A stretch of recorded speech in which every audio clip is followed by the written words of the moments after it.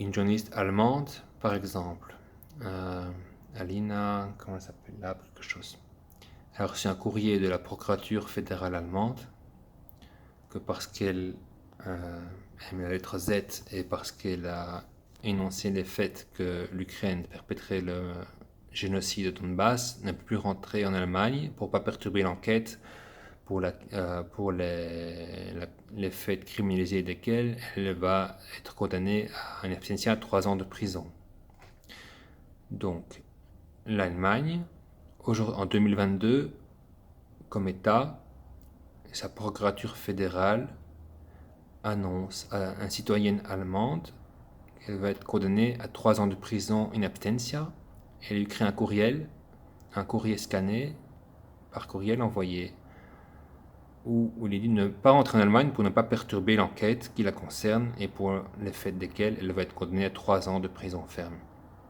Donc ça veut dire qu'elle ne peut plus jamais rentrer en Allemagne, sinon elle va être condamnée à 3 ans de prison ferme, puisqu'elle va être condamnée in absentia, parce qu'on lui a bien conseillé de ne pas rentrer en Allemagne, parce qu'elle n'a aucune chance, puisque l'Allemagne a criminalisé le fait d'afficher Z sur sa voiture ou de critiquer l'Ukraine en général. Un journaliste anglais a perdu le titre de propriété de sa maison en Angleterre parce qu'il fait des reportages depuis Donetsk où il explique la réalité des faits, ce qui se passe à Donetsk. Donc, voilà, la liberté de la presse en Europe, c'est fini, ça n'existe plus. Vous n'avez accès au fait que dans les blogs et la presse indépendante et les canaux Telegram et tout ce genre de multiples petites sources qu'il faut recouper et contrôler et lire activement, proactivement, pour avoir une idée de la vérité qui se situe au milieu de cette myriade de photos, vidéos, histoires sans cesse parasitées par des fake news.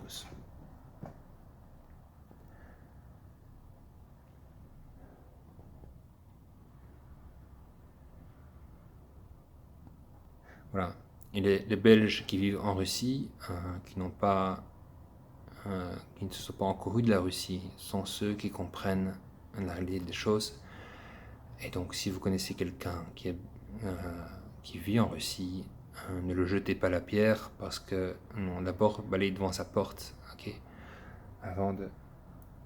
Bon, sur mon canal, il y a l'interview avec Russian Opinion où j'explique en anglais très bien que chaque pays présente l'actualité selon un angle qui bénéficie sa politique étrangère. Et c'est normal, c'est une pratique normale et fair game.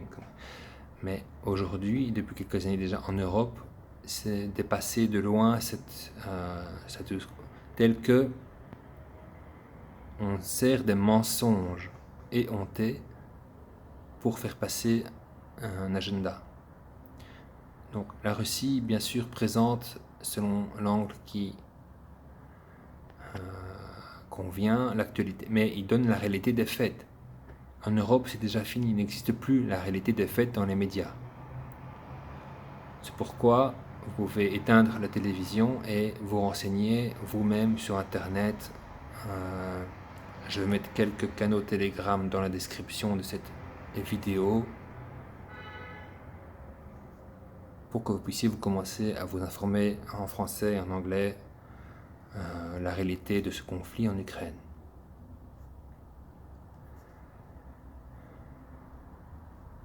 Donc si vous avez des questions sur la guerre actuelle, vous posez la question dans les commentaires et je m'efforcerai de répondre à toutes les questions. Mais de grâce, ne croyez pas à la débilité qu'on vous sert dans les médias mainstream, occidentaux, européens ou américains. Si vous voulez vous donner bonne conscience, mieux vaut ne rien écouter que d'écouter ce genre de débilisme.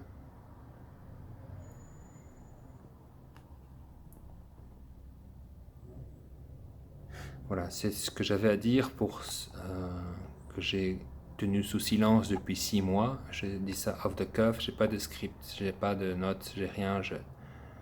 Voilà, c'est un serment d'un Belge qui vit dans un pays où on a accès à l'information. Mon message aujourd'hui, 12 août 2022.